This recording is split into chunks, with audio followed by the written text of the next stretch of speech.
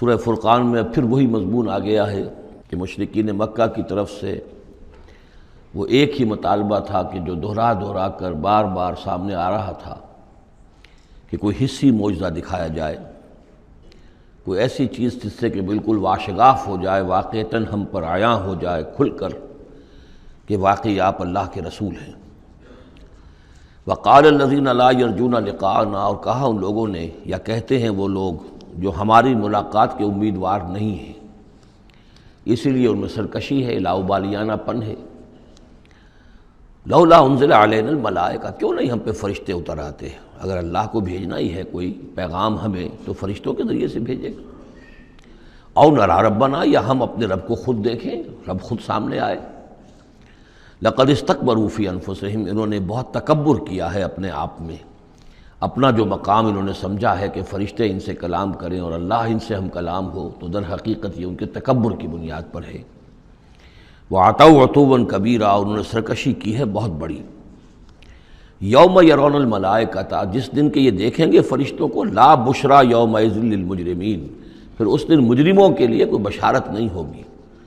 یعنی کہ قیامت کا دن ہوگا، فرشتے آئیں گے، سب چیز عیاں ہوگی، اللہ تعالیٰ بھی نزول جلال فرمائیں گے، سارے غیب کے پردے اٹھ جائیں گے، تو پھر بشارت تو کوئی نہیں ہے مجرمین کے لیے، موقع کوئی نہیں، کوئی توبہ کا موقع نہیں۔ وَيَقُولُونَ حِجْرًا مَحْجُورًا، اور وہ کہیں گے کہ کوئی روک ہو، کسی طرح ہمیں بچایا جائے، کوئی روک ٹوک ہو جائے اس ساعت کو روکنے کے لیے۔ وَقَدِمْنَا إِلَىٰ مَا عَمِلُوا مِنْ عَمَلٍ، یہ تیسری مرتبہ وہ مضمون آ رہا ہے کہ بغیر حقیقی ایمان کے اگر نیکیاں دنیا میں کی جاتی ہیں اپنے ضمیر کو کچھ مطمئن کرنے کے لیے، اپنے دلوں کو دلاسا دینے کے لیے، تو ان کی کوئی حیثیت اللہ کے ہاں نہیں ہے۔ یہ سورہ ابراہیم میں بھی آ چکا ہے، اور پھر سورہ نور کے اندر ہم پڑھ چکے ہیں کہ سراب کی حیثیت رکھتی ہیں یہ نیکیاں ان کی، جیسے کہ پیاسا جو ہے وہ سمجھتا ہے کہ پانی ہے،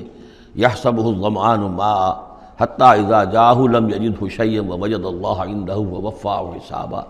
بس اللہ سریع الحساب۔ اور یہاں تیسری مرتبہ آ رہا ہے وَقَدِمْنَا إِلَىٰ مَا عَمِلُوا، ہم آگے بڑھیں گے ان کے اعمال کی طرف، ڈھیر لگے ہوں گے، ان کی نیکیاں ہیں، ان کی یہ خیرات ہے، یہ فاؤنڈیشن بنائی تھی، یہ یتیم خانہ کھولا تھا، یہ ہسپتال تھا، یہ تھا وہ تھا، یہ جو حاجی تھے ان کی خدمات تھیں۔ قدمنا الی ما عملوا، اور نقشہ ایسا کھینچا گیا ہے جیسے کہ کوئی آئے اور آگے آگے ٹھوکر مارے، جیسے کہ فٹ بال کو کک ماری جاتی ہے۔ وقدمنا الی ما عملوا من عمل،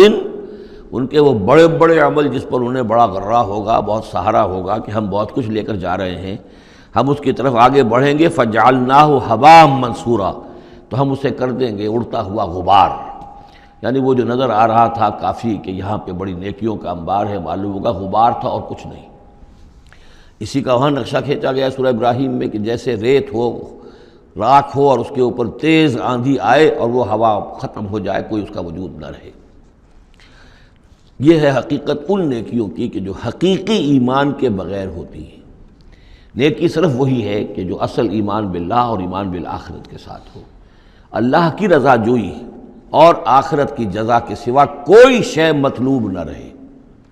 کسی درجے میں بھی کوئی اس کے ساتھ اور اپنا مطلوب اور کوئی مقصود شامل ہو گیا، شہرت شامل ہو گئی، یا کوئی اور کوئی لوگوں کے اندر ہر دل عزیزی حاصل کر کے مجھے کوئی الیکشن لڑنا ہے، پھر ان کا مجھے لیڈر اپنے آپ کو بنانا ہے، یا کوئی اور ان کے ووٹ لینے ہیں، کوئی شے بھی شامل اگر ہو گئی تو پھر یہ کہ اللہ کی میزان میں ان کا کوئی وزن نہیں، وہ غبار ہے جو اڑ جائے گا۔ وَقَدِمْنَا إِلَىٰ مَا عَمِلُوا مِنْ عَمَلٍ فَجَعَلْنَاهُ هَبَاءً مَّنثُورًا۔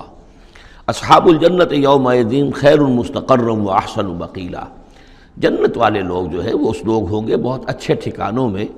اور ان کا جو ہوگا دوپہر کے آرام کی جگہ بہت ہی عمدہ ہوگی، قیلولے کی جگہ۔ وَيَوْمَ تَشَقَّقُ السَّمَاءُ بِالْغَمَامِ، اور یہ ہے وہ قیامت کا نقشہ جس دن کے آسمان پھٹے گا اور کچھ بادلوں کی طرح کی کیفیت ہو جائے گی۔ وَنُزِّلَ الْمَلَائِكَةُ تَنزِيلًا، پھر فرشتوں کو اتارا جائے گا، فوج در فوج فرشتے نازل ہوں گے۔ الملک یومئذ الحق للرحمن، اس دن تو پھر بادشاہی اور اختیار گویا کہ بالکل علم نشرہ ہو جائے گا کہ صرف رحمان کے لیے ہے۔ آج تو کچھ پردے پڑے ہوئے ہیں، اس وقت بھی اختیار اسی کا ہے، لیکن کچھ پردے پڑے ہوئے، کچھ نظر آتا ہے کہ اس کے ہاتھ میں بھی اختیار ہے، اس کے پاس بھی طاقت ہے، لیکن اس روز معلوم ہوگا کہ الملک یومئذ الحق للرحمن وکان یوما علی الکافرین عسیرا، اور وہ دن کافروں پر بہت بھاری ہوگا۔ ویوم یعض الظالم علی یدیہ، اور وہ دن ہوگا کہ ظالم جو ہے، جو گناہ گار ہیں، مشرک ہیں، کافر ہیں، اللہ کے جو باغی تھے، وہ اپنے ہاتھوں کو کاٹیں گے اپنی جھنجھلاہٹ میں۔ یقول یا لیتنی اتخذت مع الرسول سبیلا، اور کہیں گے کاش کہ میں نے رسول کے ساتھ راستہ اختیار کیا ہوتا، رسول کے راستے پر چل رہا ہوتا، میں ان کا اتباع کرتا، ان کے ساتھیوں میں شامل ہو جاتا۔ یہی ہے وہ عض یعض، ہاتھوں کو کاٹنا، کہ جس کے لیے وہ میں نے حدیث جو آپ کو سنائی تھی کل کہ ملکن عاضًا، پہلا دور دور نبوت تھا، پھر دوسرا دور دور خلافت علی منہاج النبوہ، اور تیسرا دور حضور کی اس حدیث کی روح سے ہے ملکن عاضًا، کاٹ کھانے والی ملوکیت، ایسی ملوکیت جو ظالم ہوگی۔ یا ویلتا، وہ سوچ کہے گا کافر کہ ہائے میری شامت،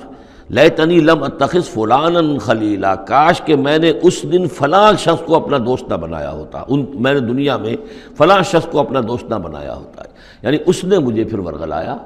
میرا تو دل کچھ کھلنے لگا تھا، مجھ پر حقیقت منکشف ہونے لگی تھی، میں تو کچھ مائل ہونے لگا تھا رسول کی طرف، لیکن فلاں میرے دوست نے مجھے پھر ورغلایا اور مجھے اس راستے سے واپس لے گئے۔ یا ویلتا لیتنی لم اتخذ فلانا خلیلا لقد اضلنی عن الذکر بعد اذ جاءنی، اس نے مجھے گمراہ کیا، بھٹکا دیا ذکر سے جبکہ وہ میرے پاس پہنچ گیا تھا۔ یعنی ذکر کا پہنچ جانا ایک تو یہ ہے کہ اللہ کے رسول نے مجھے سنا دیا، دوسری کہ میرے دل کے اندر بھی وہ اترنے لگا تھا، وہ مجھ تک پہنچ گیا تھا، میرے دل کے تاروں کو چھیڑنے لگا تھا، جیسے کہ کہا گیا ہے وَقُلْ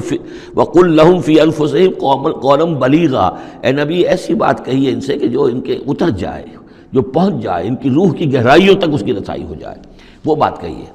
تو یہ بات مجھ تک پہنچنے لگی تھی، لیکن اس نے مجھے گمراہ کر دیا۔ وَكَانَ الشَّيْطَانُ لِلْإِنسَانِ خَذُولًا، اور یقیناً شیطان جو ہے وہ انسان کو پھر دغا دینے والا ہے۔ وَقَالَ الرَّسُولُ يَا رَبِّ إِنَّ قَوْمِي اتَّخَذُوا هَٰذَا الْقُرْآنَ مَهْجُورًا، اور رسول نے کہا، فریاد کی، اے اللہ، اے میرے پروردگار،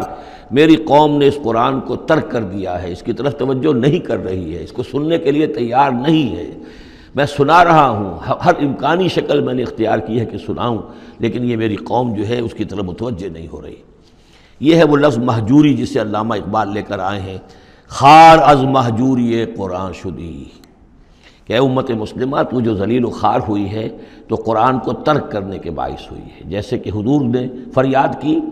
یا قیامت کے دن حضور فریاد کریں گے، یہ دونوں معنی اس کے ہو سکتے ہیں، لیکن اس وقت جو پیش نظر ہے، جو اس کی تعویل خاص ہے، وہ یہی ہے کہ حضور نے اس وقت فریاد کی کہ یہ میری قوم، یہ قریش، یہ میرے رشتہ دار بھائی بند سننے کو تیار نہیں ہے۔ یا رب ان قوم اتخذوا هذا القرآن مہجورا، ان کا جو قرآن مجید کو ترک کرنا تھا وہ تو تھا ڈھٹائی کے ساتھ کہ یہ اللہ کا کلام ہے ہی نہیں، یہ تو محمد نے اپنا گھڑ لیا ہے۔ لیکن یہ ہے کہ کوئی شخص اس کلام پر ایمان کا دعویٰ کرے، لیکن اس کی روش یہ ظاہر کر رہی ہو کہ وہ حقیقتاً ایمان نہیں رکھتا، وہ بھی اسی کے ذیل میں آ جائے گا۔ وہ کہتا تو ہو کہ میں سمجھتا ہوں یہ اللہ کا کلام ہے، لیکن پڑھتا ہی نہیں، کہتا ہے کہ میں مانتا ہوں یہ اللہ کا کلام ہے، اس کو سمجھتا ہی نہیں ہے، کہتا ہے یہ اللہ کا کلام ہے، اس پر عمل نہیں کرتا، تو وہ کہنا نہ کہنا برابر ہو گیا، یہ تو تکذیب حالی ہو گئی۔ چنانچہ اس آیت کے ذیل میں جو حاشیہ لکھا ہے مولانا شبیر احمد عثمانی رحمۃ اللہ علیہ نے، وہ میں آپ کو سنا دینا چاہتا ہوں۔ آیت میں اگرچہ مذکور صرف کافروں کا ہے، تاہم قرآن کی تصدیق نہ کرنا، اس میں تدبر نہ کرنا، اس پر عمل نہ کرنا،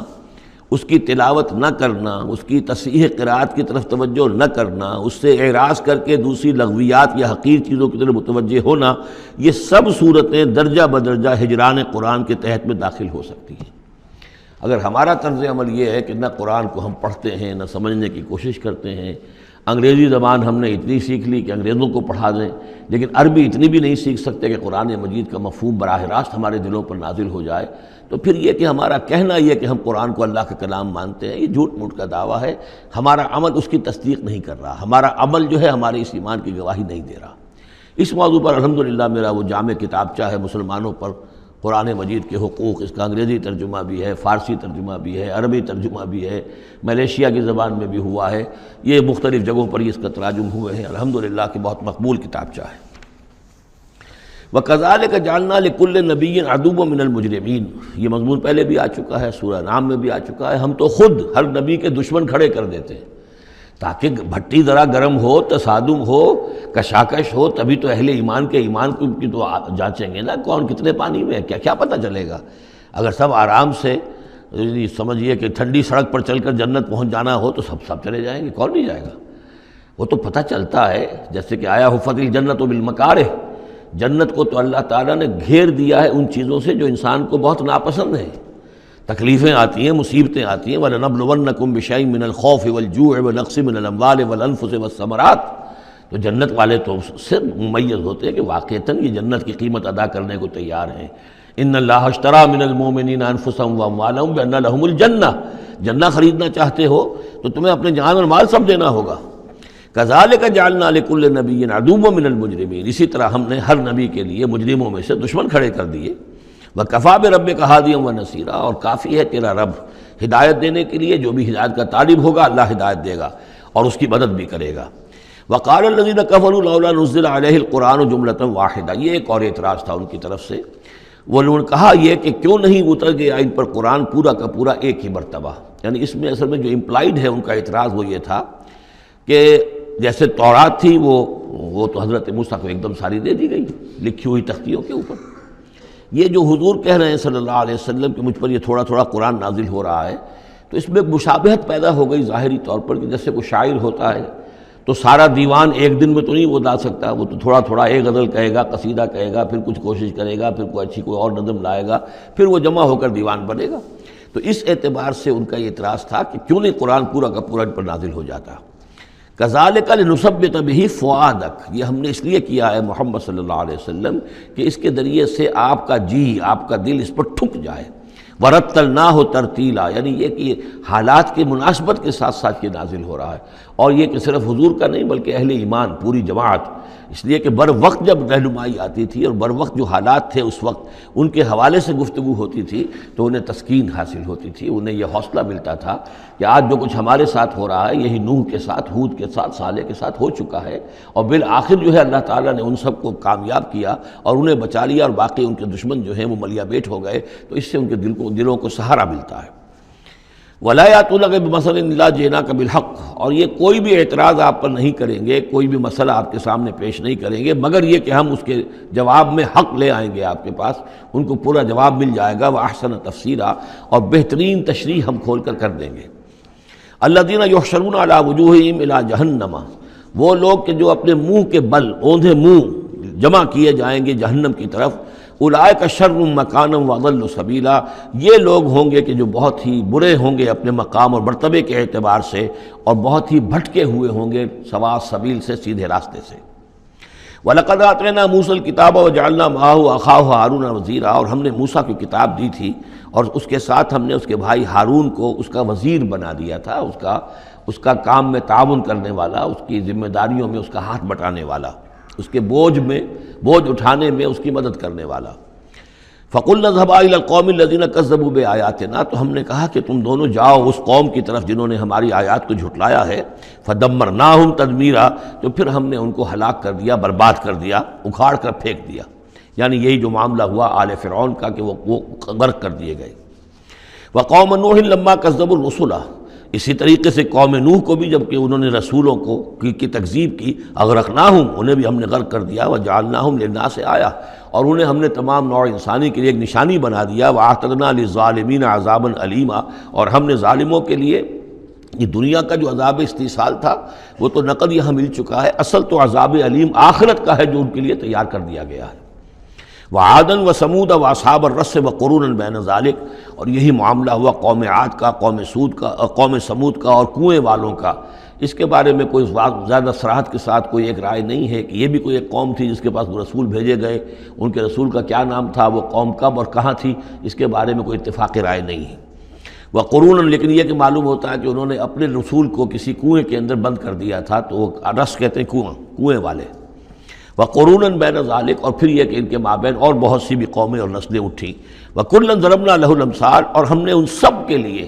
اپنے اپنے وقت پر ہم نے دلیلیں دی، حقائق واضح کر دیے، تمثیلیں بیان کیں۔ وکلا تبرنا تتبیرا، لیکن بالآخر ان کے انکار کی پاداش میں ان سب کو ہم نے غارت کر دیا۔ وَلَقَدْ أَتَوْا عَلَى الْقَرْيَةِ الَّتِي أُمْطِرَتْ مَطَرَ السَّوْءِ، اور یہ لوگ آتے جاتے ہیں اس بستی پر کہ جس پر بڑی بری بارش ہوئی تھی، یعنی یہی سدوم اور عامورہ کی بستیاں۔ افلم یکونوا یرونہا، تو کیا یہ اس کو دیکھتے نہیں ہیں؟ یہ جب جاتے ہیں قافلہ لے کر اپنے اس کے قریب سے گزرتے ہیں، وہاں کے وہ کھنڈرات ہیں وہ ان کی نگاہوں کے سامنے آتے ہیں، تو کیا یہ اس کو دیکھتے نہیں ہیں؟ بل کانوا لا یرجون نشورا، لیکن یہ کہ ان کو جی اٹھنے کی اور بعد سے بعد الموت کی امید نہیں ہے، چونکہ وہ خیال نہیں ہے، لہذا ان آیات کو، ان حقائق کو یہ دیکھتے ہیں، گزر جاتے ہیں اندھوں کی طریقے سے، اس سے سبق نہیں سیکھتے۔ وَإِذَا رَأَوْكَ إِن يَتَّخِذُونَكَ إِلَّا هُزُوًا، اور اے نبی جب یہ آپ کو دیکھتے ہیں تو بس یہ پھر آپ کا مذاق اڑانا شروع کر دیتے ہیں۔ یہ بھی ایک طریقہ ہوتا ہے، آپ سیریس ہو ہی نہ،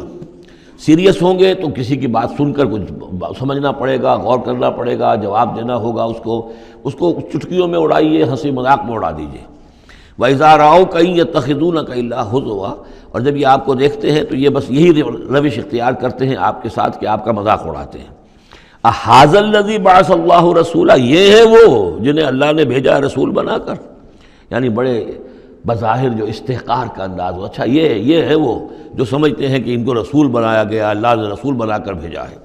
اَهَٰذَا الَّذِي بَعَثَ اللَّهُ رَسُولًا إِن كَادَ لَيُضِلُّنَا عَنْ آلِهَتِنَا، واقعتاً یہ شخص جو ہے یہ تو تل گیا تھا، قریب ہو گیا تھا کہ ہمیں اپنے معبودوں سے ورغلا دے۔ لولا ان صبرنا علیہا، اگر ہم اپنے معبودوں پر ثابت قدم نہ رہتے، صابر نہ رہتے، جمع نہ رہتے، اگر ہم نے ان کے ساتھ وفاداری کا رشتہ جو ہے، وفاداری بشرط استواری عین ایمان ہے، اگر ہم نے اس وفاداری کا رشتہ اپنے معبودوں کے ساتھ استوار نہ کیا ہوتا تو اس شخص نے تو واقعی ہمیں برگشتہ کر دیا تھا۔ وَسَوْفَ يَعْلَمُونَ حِينَ يَرَوْنَ الْعَذَابَ مَنْ أَضَلُّ سَبِيلًا، ان قریب وہ جان لیں گے جب وہ عذاب کو دیکھیں گے کون تھا بھٹکا ہوا راستے سے، آیا محمد اور ان کے ساتھی صلی اللہ علیہ وسلم ورضی اللہ تعالیٰ عنہم اجمعین، یا یہ کہ تم لوگ۔